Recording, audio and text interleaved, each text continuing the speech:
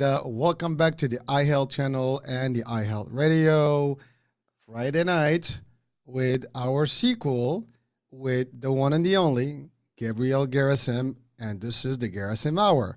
Hurricane H here, and tonight is another very deep topic and discussion. Hopefully, you will enjoy. So, first of all, Gabriel, welcome back. Another. Thank you. How's everything?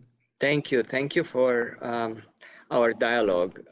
It is a feast to the ideas that we are discussing, and it allows us to communicate and brainstorm about these concepts, which one hopes may be of some assistance to somebody at some point in time who would be paying us the courtesy of listening to this program.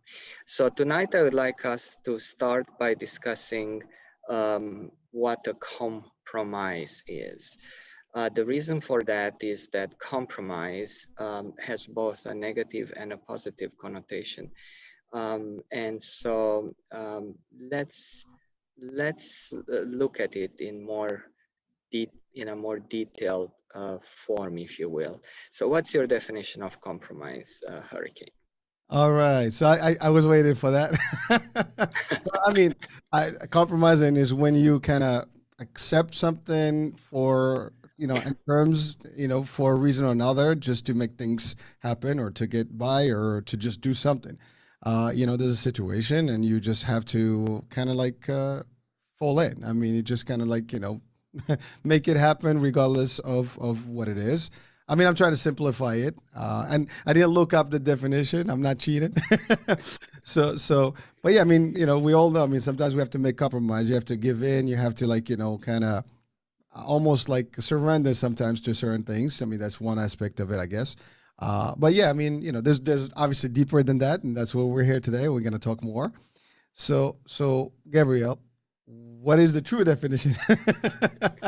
No, you're right. It is. It is. We're looking a lot in a combination of what is common sense or empirically gained knowledge on concepts such as compromise with the dictionary one. And so let's see at which point do they meet and at which point do they diverge, right? So we can understand better the words we're using really and the concepts we're talking about. So compromise, the word compromise in the Romance languages means with the promise of, with the promise of.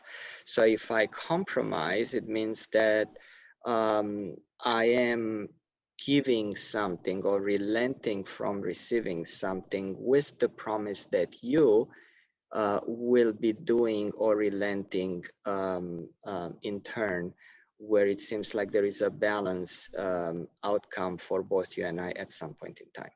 So there are two kinds of outcomes in a rather four kinds of outcomes in regards to a compromise.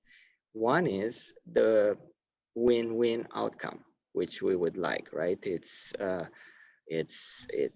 fulfilling for me, it's fulfilling for you, everybody's happy, we shake hands and everybody goes home happy, right? Another one will be the win-lose situation where I win and you lose. Another one will be the lose-win situation where I lose and you win. And the last one would be the lose-lose, where both of us are losers, basically. So there is an old saying about the latter one: when two people are arguing, the third one is the winner. And I think you may have something to say about this in terms of martial arts, don't you? I Where I do, and yeah, actually, again, my belief is that there's no true win in a fight. I mean, you don't win anything. The best win is when you don't fight. yes, And you walk away, and that's it. I mean, that's a high road, and I think that's better. But you're right. I mean, some situations there is no win or lose. You just try to avoid them in the first place. But sometimes we're faced with situations, and we have to deal with them. And to your point, at that point, there's a compromise that might take place. So one of us is gonna win, one of us is gonna lose, or we both win or we both lose.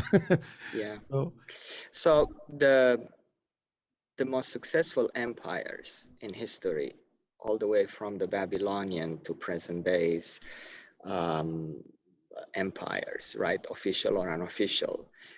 They are formed by a minority of oligarchs and or occupying forces trying to conquer uh, and seek compliance and allegiance from the people that they have been occupying and exploiting, really. So in order for them to do that, the Romans came with the expression divide et impera, divide and conquer. So what does that mean? It means that instead of me fighting all of you, let me just create enough seed of contention and arguments between you people, whomever you are my targets, so that you butcher each other and or fight with each other and or defeat each other. And when you are both weak, I'm coming in, and then sometimes you even come to me and you look at me as a savior, and that's when I'm going to get in. The British Empire had this formula listed as problem, reaction, solution. So let's say if I wanted you to come and invite me as an occupier under the guise of liberator, I'm going to create a problem that you have where you would be reacting by saying, I'm hopeless, let me call the liberator. And the solution would be for the liberator to come in and then really be an occupier. It is a technique used which has been used both by empires and by individual aggressors. So last time we spoke about learned helplessness, which was the tool which these abusers, individual or governmental, and by governmental I also mean various religions in terms of uh, theocratic and even political in nature, ideological, such as communism and Nazism and anything else with the ISM in the end, right? Um, and so basically, compromise is something we want to be aware of because we want it to be at best win-win. And so that's why we're delving into this. Any thoughts so far? Well, a couple of thoughts. I mean, one is just you mentioned the concept of the empire, imperialism, right? And I mean, the British Empire is one of the big one. The Roman Empire, before that, there are current empires. I mean, today, but it's a little different now. It's not more government; it's more like corporate, if you want to call it that way. It's a different type of imperialism, if you want to call it that way. Capitalism, if another way to look at it. Nothing wrong with that. It just there's the different ways to the approach, and then I can actually relate to that because uh, my background is from Morocco, and we were a French protectorate, but technically there's no protector, there's no protection. They were basically colonizing the country, and for a period of time, and so under the guise of, as you said, of the we're got you, we're covering you, we're giving you the help, they were able to take advantage, and until the independence. And that's pretty much similar to a lot of countries, and many examples over the years. A lot of countries recently, I mean, not recently, but recent history, we know them at a different name, and now they're like subdivided into multiple states. History repeats itself again and again. I mean, even we're talking about you and I were talking about Andalusia before, and after 800 years or 8 centuries, of the Islamic Empire in Europe, one of the ways they were divided, and conquered exactly was because they were built into small little states, and then ultimately, to your point, some of those states turned on others, and then ultimately the Inquisition happened, and the rest is history. So it is a fascinating. I mean, how these concepts are not new, and they go, to your point, from individuals to families to businesses to societies, and even to governments and empires. I mean, there's no limit to where this word actually drives, and who it affects. That's one thought, and the other one is, really, I mean, it's a simple concept when you think about it, but everybody, everybody, I don't think there's anyone that does not compromise something. in Yes, their life. And it's kind of like weird when you think about like, wow, that is powerful. But we don't think about it that way. We just think about it like in terms of deals, right? I give, exactly. give, and we'll make it happen. So it's funny you should use the word deal, which is part of the business. And the business involves negotiation, right? So negotiation in the Romance languages means negative, the negative of, and ozio is the other part of the word, which means pleasure. So doing business, compromising, leads to the negative of pleasure. That's the word negotiation. And interestingly enough, when one goes into another country, lands, and the customs will ask the individual, what? Are you here for business or pleasure? So you see, the pleasure is the win-win situation. The negotiation could go either way, win, lose, lose, win, lose, lose. And ideally also could be a win-win situation. Certainly it involves a certain degree of displeasure because it involves communicating my needs versus your needs. And let's see how we can settle that. So in that vein, one of the compromises that the style of the styles of compromising is this one. If you will do one thing for me, I will do another one for you. This is the first kind of Quid compromise. pro quo. Quid pro quo, exactly. So the quid pro quo, this for that, literally in Latin, is done through two avenues. One is seduction, where let's say one goes to work and is seduced by the check that comes, right? Seduction. The Oh, other, yeah, go on. I Yeah. said, aren't we all? Yes, exactly. So that's the seduction process of it. And the other one is the coercion. Um, you have to do what I want so that I do not hurt you. So the issue then is I'll do something for you so that I don't do something for you, or you do something for me so I do or I don't do that for you. So there are three ways of um, engaging in human relations. One is seduction. We spoke about it. It's quite benevolent and appealing. The other one is coercion, which is a more subtle form of forcing somebody to do it, and yet the individual still has a choice. And then the third one is, of course, the literal forcing of the individual in exchange of quote unquote not being hurt. So the compromise of if you will do one thing for me, I'll do or not do another thing for you can take any of those three forms.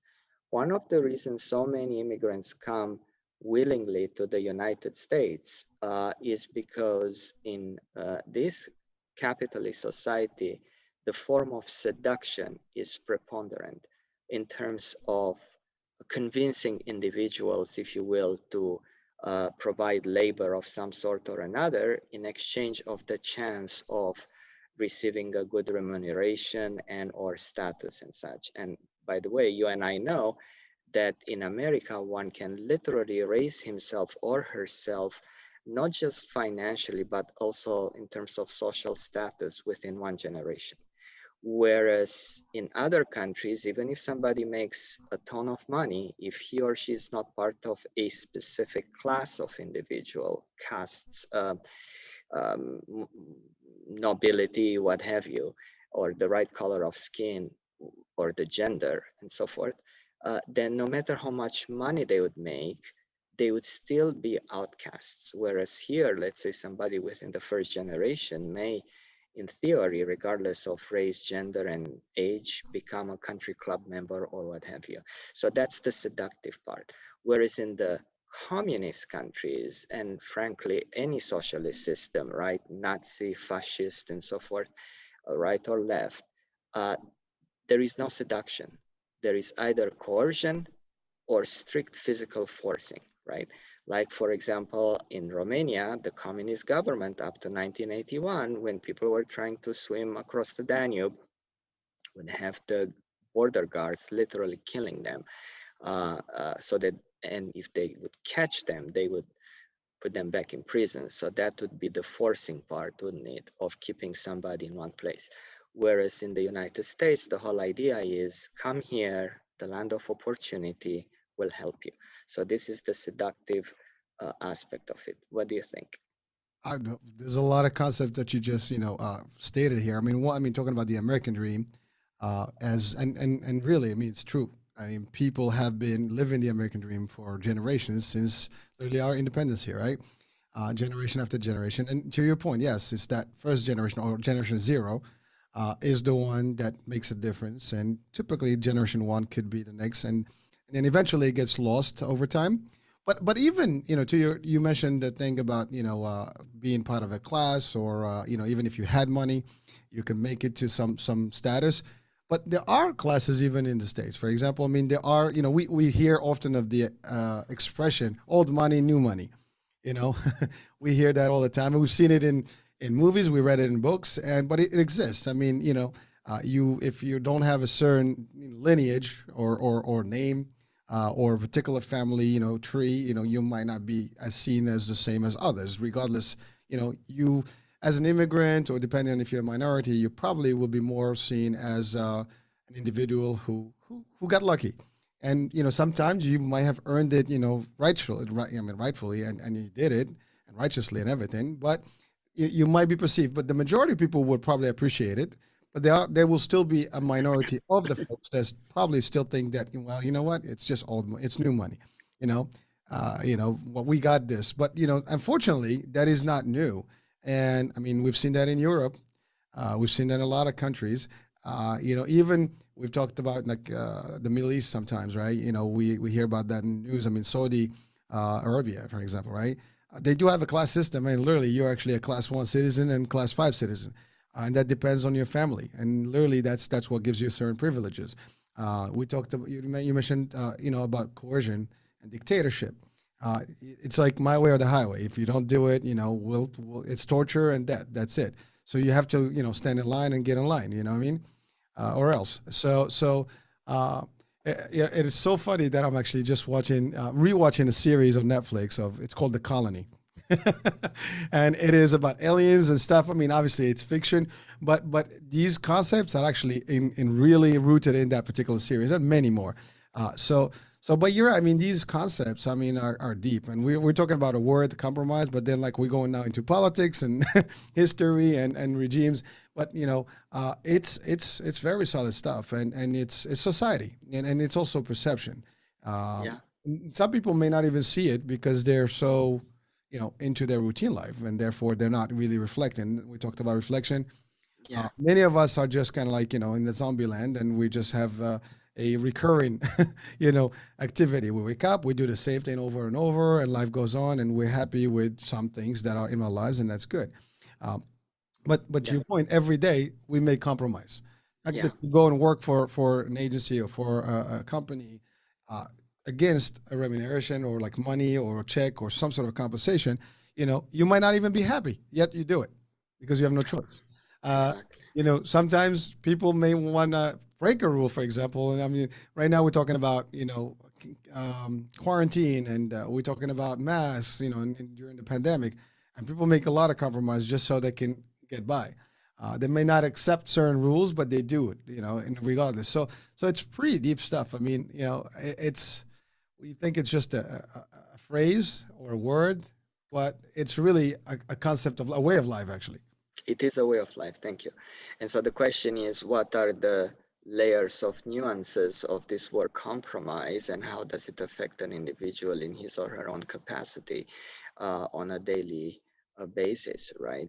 Here is an interesting concept that you may not think it's based on compromise, but it is on a um, inner basis of compromise. When we heard the expression noblesse oblige, what does that bring to your mind? Not sure. Noblesse oblige. So noblesse oblige was a French term which meant that if one is of a noble or superior status, he or she has the responsibility towards the other ones who are less fortunate to actually do more than his or her share, since he or she can do more than others. So this noblesse oblige, um, I'm going to give you an example which I think us men can appreciate more, and then we can go into something that the ladies can appreciate more. During World War One, the first pilots who hit the air as pilots, all right, they used to come from the cavalry of their respective countries, and in the cavalry, you only had noble people, noble stock, and they were used, and they brought essentially the mannerisms and the responsibility, this sense of noblesse oblige in the air, similarly to how they were acting towards each other in the duels or in the charges and so forth. So what did that mean?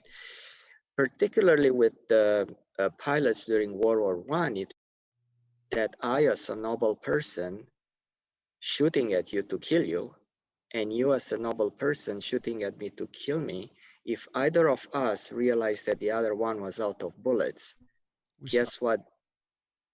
Exactly. So that's where they're like their honor, they're noble. They don't hurt you. Yeah. And Because if I'm on a noble person, then it means that I have the responsibility. Mind you, the word is responsibility, besides the rights of strength and so forth. I have the responsibility of being supportive to the ones who were weaker than me. So you go back into the Middle Ages and you had the idea that a knight, right? A knight had the responsibility of assisting and putting his lance and sword and everything else to the service of the helpless and of the ones, particularly women and children. Um, and again, if you are fighting one of your other sparring partners, including during World War One as a pilot, and you realize the other one had uh, been rendered defenseless, you essentially have to salute and leave. Um, that changed after World War One. So because the people have changed, and the recruits are now from all walks of life and families, and I guess classes. So wow, that's true. I mean, yeah, I mean, there's a big difference in terms of how the dynamics work. and even today, to use a ladies example, right? We men and women, in this case, particularly the ladies, lots of the heiresses of multi-billion or multi-million dollar um, heritages, right? They become involved into charitable organizations. So they start donating a lot of money. In some cases now, you have individuals who commit to donate either half or everything they have after they die to charitable causes. That's an extreme case. And again, this is this very idea that if I am more powerful than you are, and or vice versa, the individual with most strength has the most responsibility, um, including in supporting the other one. You mentioned earlier the expression quid pro quo, right? This for that. So there are two aspects of this. One is used in the Bible, in the familiar an eye for an eye, a tooth for a tooth. Sure. That's quid pro quo. So how good is that?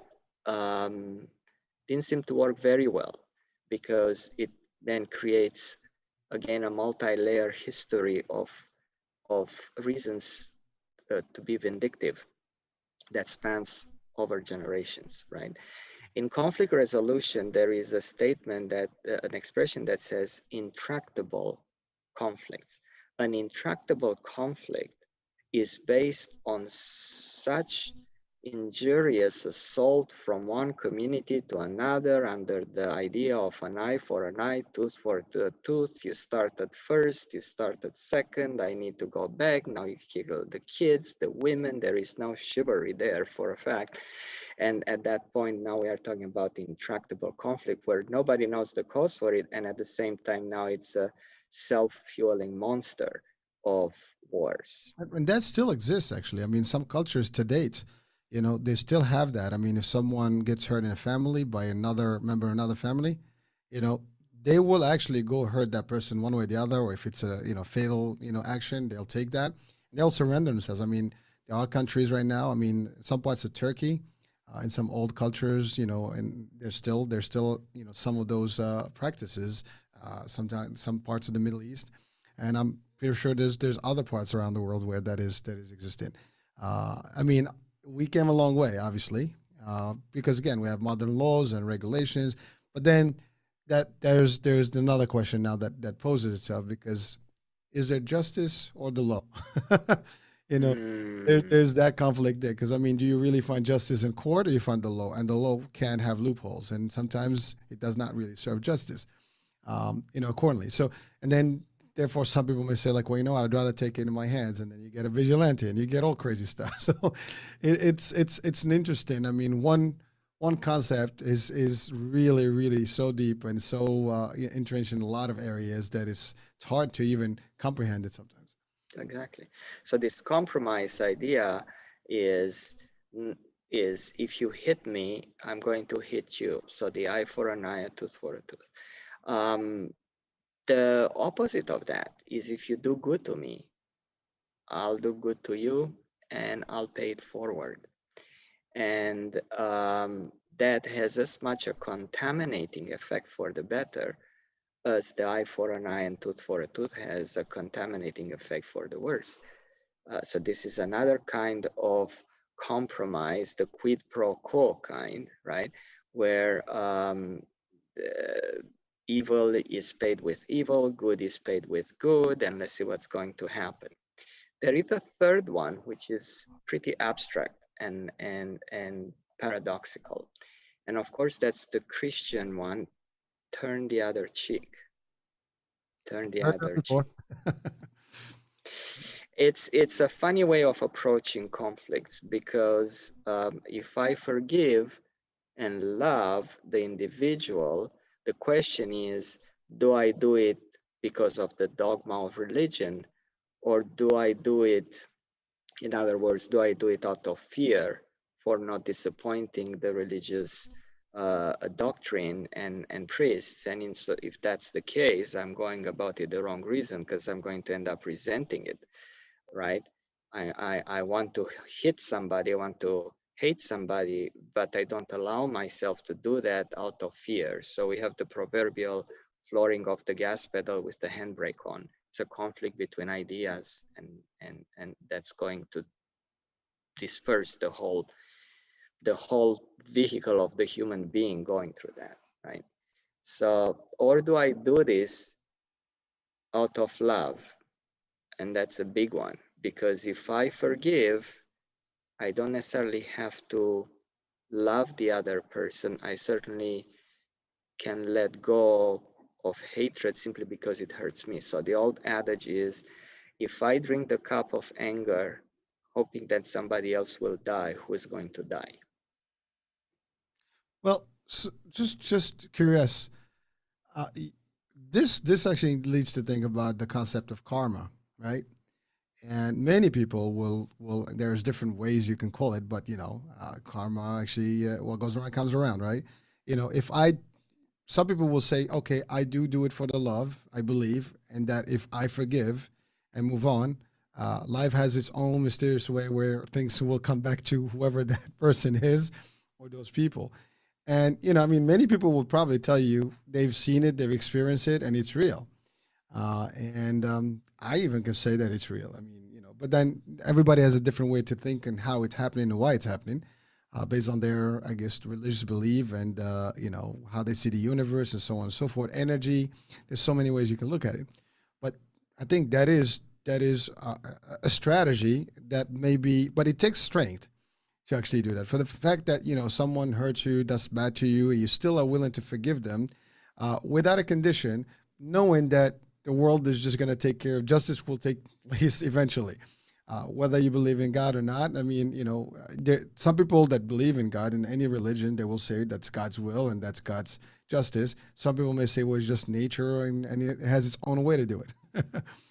Exactly. And what you're talking about actually has is a term in conflict resolution, and it's called the heaven reward mentality. Heaven's reward rather. So it is there. Um, the whole idea about forgiving out of love is because I choose to detach from the desire of getting justice, especially there where I cannot get it anymore, be it because it happened in the past, be it because it's out of my control presently, be it because it's something in the future. And I decide, you know what, it's not in my capacity to get justice. So instead of simmering in that anger and resentment and essentially getting myself killed with anger, let me decide that my heart, my peace of mind, my harmony is more important to me than my sense of justice in those circumstances where I cannot get justice anymore. So forgiveness really means letting go of the desire of wanting justice for the sake of being at peace. Um, and and this is the deal. I pay attention more to my peace of mind than to a futile attempt of getting justice. It's the heart versus the ego. Which one is more important to me? That's the big decision one needs to make. Well, there. I mean, people can still. I mean, if you think about it a little deeper, like, so let's say you take justice in your hands, and what else? What's next? You probably have remorse. You're probably not sure what you did. You might regret everything that you did. You might have thought like I should have handled it differently, and you'll be also filled with doubt. And that's another angle. Now it's torture. so it's there's no real, I mean, solution to it. I mean, but true fact is that the people that can get to that to rise to that level where they can actually really be as strong, and they can let go, they can forgive. um, I mean, that's ultimately, a good goal to be at, a good place. I don't think Yes, the majority of us are anywhere close to that. And I mean, I'm not sure even any of us are, but yes, it is a higher, state.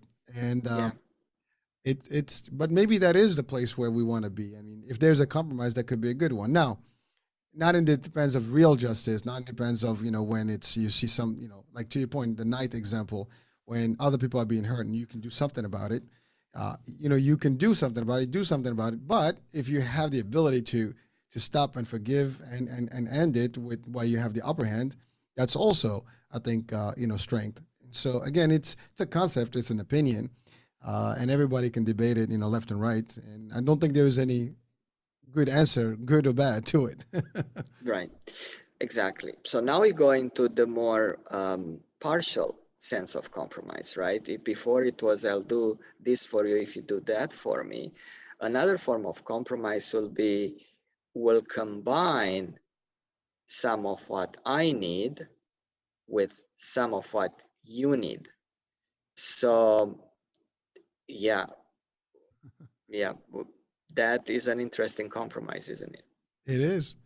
Well, I mean, it's a win-win. It's supposed to wind up as a win-win, apparently, right? I mean, that's kind of like the Yes, purpose of it. yes. So that's an interesting point here because now I relent some of what I really need for the sake of you getting what you really need, so that we can both have some of what we really need, and that then can be related to a specific time, place, actions, things. Um, and again, that's another form of compromise, that some is of what you need with some of what I need. Now it allows for a dialogue, and a partial compromise, right?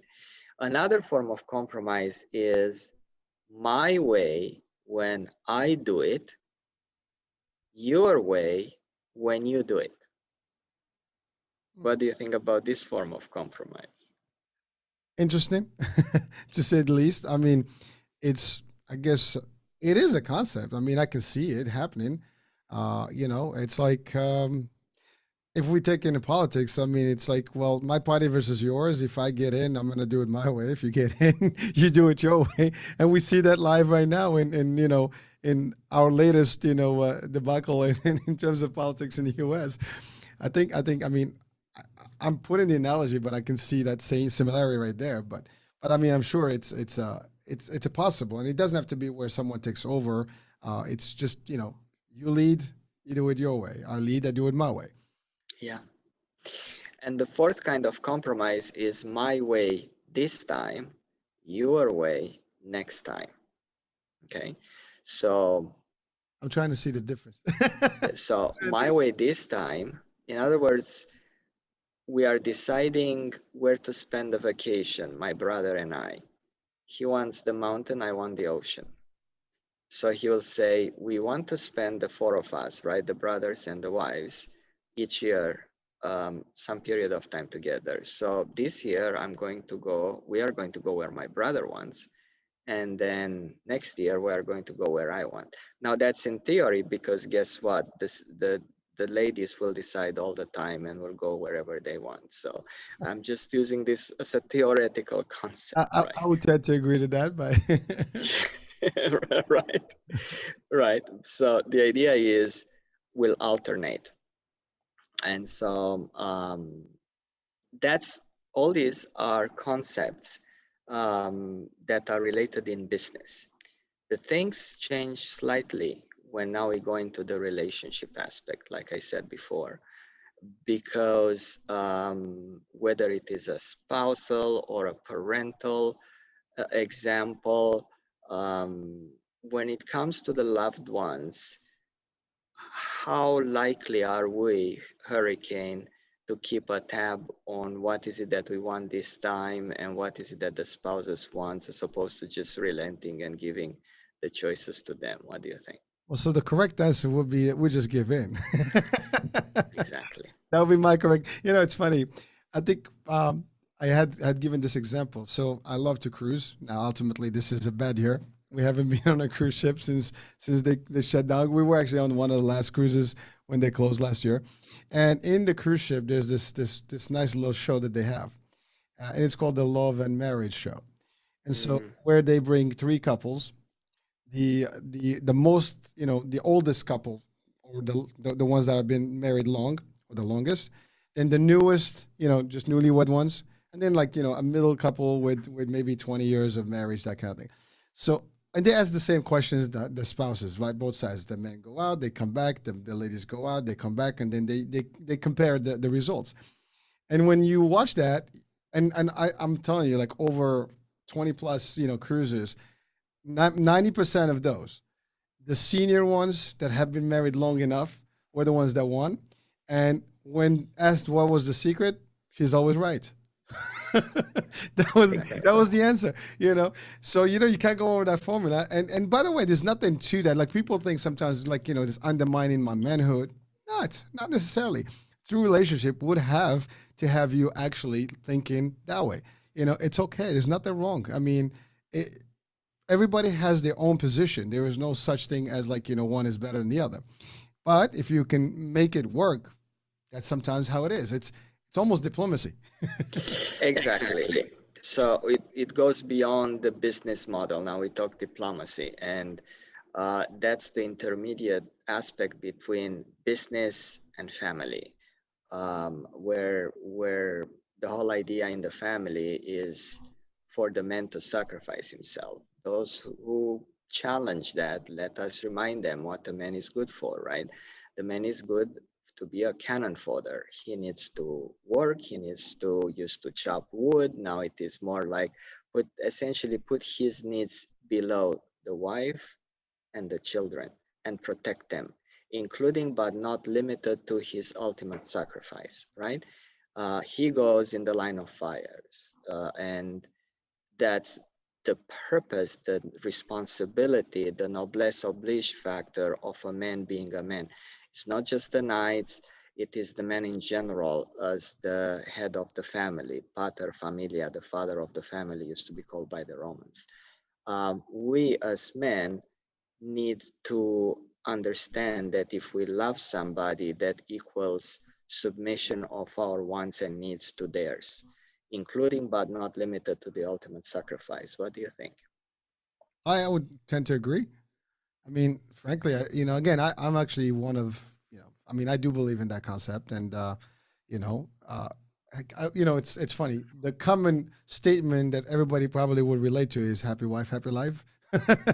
you know, I mean, anyone that's listening, they probably laugh about it, but the concept, I mean, it's realistic, it works, and there's nothing to it. It's not, it might come across as a true compromise, but it's not. If you're really working on a relationship, working in any relationship, family, you know, it takes two to tango, as we say. It takes, giving in. Sometimes when you don't have to always win. That's the other thing. Actually, I use a question in interviews. Do you like to win or hate to lose? Mm, And truly, there is no real answer to it. And the answers can be similar. It's more about how your thought process is. And really, when you think about it, it's the same thing. I love to win. I hate to lose. Everybody will probably say that. You know, right. but which one do you lean? I mean, if you hate to lose, that's one thing. If you just love to win, that means you can accept losing sometimes. Exactly. but in a relationship, you would have sometimes where you have to surrender and you can move. But if you're not willing to do it, then you're gonna be living, in a bad situation. I mean, we've experienced now. I mean, the divorce rate is so high because people are not willing to make a compromise. That's Yeah, really what it is. exactly. So we spoke about the business model of compromises, which is where the individual is trying to get the best out of a deal. And that is broken down if in terms of if you'll do one thing for me, I'll do another one for you, right? That's one. Two, we'll combine some of what I need with some of what you need. Three is my way when I do it, your way when you do it. The fourth one is my way this time, your way next time. The compromise in a relationship is of a completely different nature. It's not a contract. It's not contract based, it's love based. And love is an energy. It's not a law, it's electromagnetic. And as such, it can be given and received, and it can never be taken. And so the quote unquote compromise is the idea that the man will sacrifice himself towards the loved one and the kids, and then they in turn will sacrifice themselves when the man may need attention. So the idea is I have kids now, they will grow, they will come and help me when I'm older, although there is no guarantee. And of course, with the wife, we give her whatever support we can, and they we give them a home, a house. They give us a home. We are intimate with them, and then they give us kids. We bring groceries, and then they give us food. So there is a different kind of sacrifice on their end, with the understanding that when it comes to the physical matter related issues, the men are there to protect, serve, and if need be, sacrifice themselves. So, what do you think about these ideas? It is a two-way street, and again, like, while it is not a physical contract, I mean, if we're talking contracting, I mean, there's implied contracts. And, it's funny because when you do the vows, and until death do us part, that kind of thing, right? So that's when you commit to it. That's actually the real decision maker, or the real agreement, and that is implied that you're going to take care of each other, and everybody's going to put their weight in towards making the relationship work. And to your point, so whatever those tasks that each one will have to settle in, to do, to have, to commit to, they'll have to deliver until the end. Unfortunately, I mean, today we see that there's a little bit more of that, the opposite of that. People are not willing to actually do that, to go that extra mile, to actually compromise in a relationship, and and you'll see it, like, people live in, for example, before marriage together, and then once, well, they don't live in, they date, whatever, and then once they move in together, they realize this is not working out. Yeah, Because now it's like we really commit. This is not just about like, I'll meet you, ciao ciao, bye bye, we had a great night. No, it doesn't work that way. So it's a little different, right? So, but in a true relationship, in an actual family context, you have to make it work, and it's gonna take the two to make it work. Otherwise, it's not a just a one back formula. And it is, again, and by the way, reverse. I mean, some people will say, well, women have, the ability to actually also work and do the stuff, of course. And now today's society, it's okay. There's nothing wrong with that. When people have to put together it's equal, time and effort to get things done. It's rough out there. You know what I mean? And that is actually a true success formula. And Yes. but I think that's being lost slowly but surely, and people are even afraid of that commitment now. That's why a lot of people either divorce or they're not, even getting into a marriage, for example. And Yeah. it doesn't have to be marriage. Even let's say outside of marriage, it's the same thing. I mean, yeah, some people say, well, it's just a paper. Well, it doesn't matter. But if you're in a relationship, you got to make it work or not. Yeah. Yeah. So, yeah, and a lot of it, you're right, gravitates around two factors, starting with the self. One, do I respect myself or not? If I respect myself, I'm going to ensure that I am protecting myself from any abuse. I'm also going to ensure that I do not abuse anybody else, because both sides of the coin are part of the respect or self respect. um, and that's phenomenally important. Unfortunately, you are right. The sense of entitlement of the ego, which is, if you will, quote unquote, the respect towards self with disregard to the others, uh, butts heads with the other side, which is lack of respect for self and wanting to project onto others more than it's actually safe for the individual. So, and very often these two kind of mentalities in two kind of people meet, and now you have an abusive relationship that can go on for years.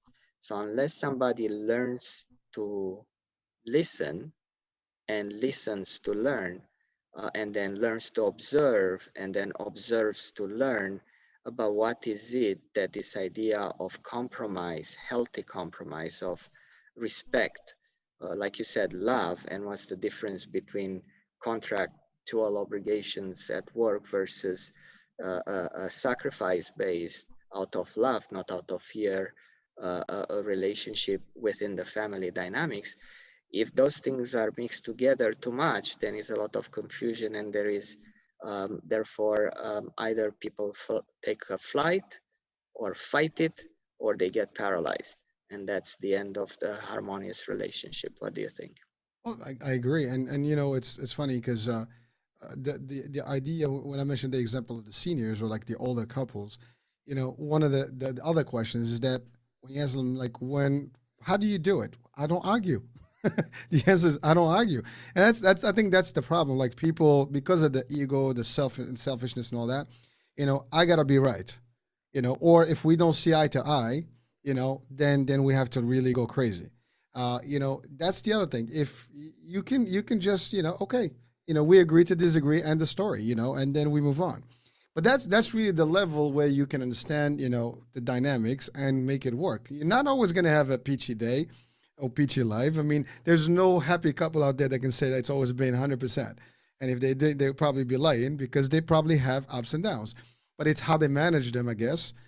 Again, talking about compromise, and it's the two sides, not just one side. You can't always be the one getting the beating, and vice versa. And I don't mean physically. I'm talking about the beating in terms of the taking the brunt of the compromise. Uh, Psychological and emotional, yes. exactly. So you don't have to. And then ultimately, people, if they just keep clashing, again, Clash of the Titans, it's not gonna, and end up well, and that's exactly what happens. Either in an abusive relationship, domestic violence, or again, kids being, subjected to those elements, and then ultimately unhealthy environment and so on and so forth. And that's really not a good thing for anyone. And so this scenario, the compromise is almost necessary, but you have to know how to play it, which formula you apply properly.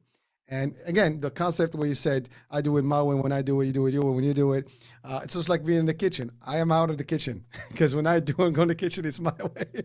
So I spend like, 1% in the kitchen because if I go in there, I mess it up. There will So be trouble, yes. exactly. But that's really the concept, right? It's really how you play with it. And some people may disagree. And it's not about being macho or not macho. I mean, even like, it's there's this thing now, you back in the gallantry, somebody that's gallant, like somebody that's chivalrous. Yeah, they will kiss the hand, my lady, or stuff like open the door, walk on the right, on the left side, by the curb versus the lady on the curbs.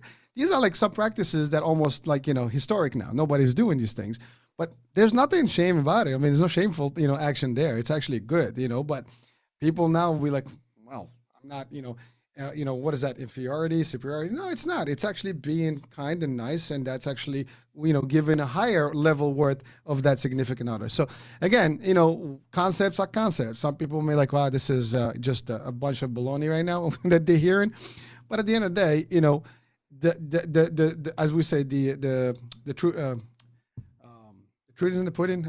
The proof is in the Yeah, pudding, right? The proof is in the pudding. yes, So the proof is in the pudding. I mean, you see relationships that last, ages. People that die, side by side at an older age, and they made it. Waiting, they made it through war, they made it through disasters, they made it through everything, but they made it work, you know. But some people are not willing to take that extra piece and give in and give out. That's the other thing. You want to give in, you want to give out. You want to be able to be flexible, malleable. If you're rigid, you break.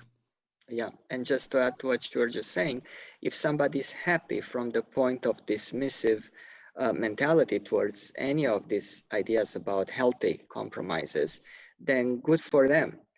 The question comes, if they are like this and they are unhappy, then perhaps this discussion we just had and these concepts may be of assistance to them, perhaps if they are open to that. Listen, I mean, at the end of the day, we're sharing opinions and concepts. It's not necessarily for everybody, but it's for the grabs and for whoever wants to grab elements from it. And maybe this is the type of conversation that someone needs to hear. I mean, when you go to therapy, I mean, they listen to you and they give you concepts. You pick, but they don't force you. You can't force people to take a pill. You just prescribe it. you know. Yes, So yes, so that's really the same concept. And again, we're not sharing anything that people don't know about. It's really sometimes visualizing or hearing it sometimes, reminding people of what works and what doesn't and what the outcomes are, regardless. I mean, this could be just like it's a hoax, this stuff doesn't work. Well, if you believe it's not going to work, it's not going to work. That's the other exactly. thing. It's like everything else. Like, does if we mix this, like, I'm going to give a very extreme example. I mean, a long time ago, I was stupid and I was clean. I was single, so I was cleaning my house, and so I mixed bleach and ammonia, and I was actually in the bathroom. I actually almost, literally suffocated because the gas that was actually released was actually a dangerous gas. So eventually I went to the doctor and find out that I made the stupid mistake of combining those two chemicals, So the idea here is that you don't, mix things that are not going to work. You got to know. And I had to learn it the hard way. But if someone can hear about it, understand that you do not do that and the outcome will be better, then hey, good luck. Make the difference. Understand it. I mean, I give that but that is something that I experienced personally. But Right. I don't have now to when I tell my kids, be careful, never use these things. If you ever use these things, that's exactly what happened. It happened to me. I'm just sharing Yeah. with people my experience. But some So people, yeah, now you used you turn a loss into a lesson, and in turning it into a lesson, it's actually a gain. So good for you. That's well, the way yeah, to do and it. I use that concept in everything. I mean, listen, we all make mistakes. Humans, was it humane errare or something like that in Latin? Yeah, yeah. Errore humanum est. You know, Yes, to err is human, to persevere is diabolical. That's the actual expression, and for good reasons, right? and there's no human that can say that they're perfect. So at the end of the day, we all make mistakes and learn, or we can learn from other people's mistakes and avoid the mistake in the first place. you know, that's it. Like again, do we know that, like, let's say now, years after cigarettes have been almost clear that they had a very dangerous outcome, do we want to test it to see if it's going to be bad or not? I mean, it's like radioactivity. Let me see if I put my hands in a radioactive thing and see if I'm going to survive it. It doesn't work that way. So it's like, but some people will still challenge it. But again, if you challenge it, the only loss will be yours. So learn from other people's lessons, and that's easier than actually preparing yourself, to get into the lesson yourself. But it's a, Exactly. And let us remind all of us, including myself, that time is the most expensive commodity. The more time I spend stagnating in my arrogance, the more time I'm wasting from my life in terms of being in harmony. So it's a choice. It's definitely a choice. Well, you mentioned arrogance, and you and I had that conversation before. Arrogance is probably, what is it, the first crime or the first Yeah, sin? being envious and arrogant, first sin, first of the capital sins, the devil. Exactly, Adam and Eve. It goes all the way back. and that is destructive when you're too arrogant. Doesn't things don't work out your way. And it's not always about you. It's about I use again the same concept in business. I mean, it's not about it's about the team. No one succeeds without others. Everything. This show cannot happen if you and I are not on it, and we are both. There's a chemistry and there's a discussion, right? And so it won't succeed if other people don't buy into it, right? So it's all about everybody else. It's not just one person or the other. It's the group. It's society is not about one person. It's everybody. Exactly. We all It's have to be. an exchange of ideas, and with the idea that we both have rights and responsibilities. So the question is, how respectful are we of either our rights and our responsibilities to preserve that balance consistently every day? That's the question. Well, Gabrielle, we're coming up to the end of the show. And again, I mean, I want to go on and on and on. We can spend another hour on this. But again, we're trying to keep it within the time frame we had. Always a pleasure, always deep stuff. I mean, we took one word and, we turned into so many things right now. And who had known that we can literally just go into all these different angles with the same concept here. And it's deep stuff. So I hope that someone's listening and watching today or later and picking up some of the good vibes here. And they might disagree, and that's okay. Everybody has their own views and opinions, and we appreciate that. So, but at the end of the day, I want to just thank you, Gabrielle, for another excellent show and another real good stuff. And for those of you who are watching or listening on the radio, thank you for watching, thank you for listening in, and for literally following our shows and our programming here. Hurricane H here. We'll see you tomorrow for a different show. Very interesting guest, something different that's under the Fit and the Fab, piece. So we'll stay tuned for tomorrow. Gabriel, thank you tonight, and we will catch on next week for the next Gherasim Hour. All right. Thank you. Much appreciated. All right. Bye bye, everyone.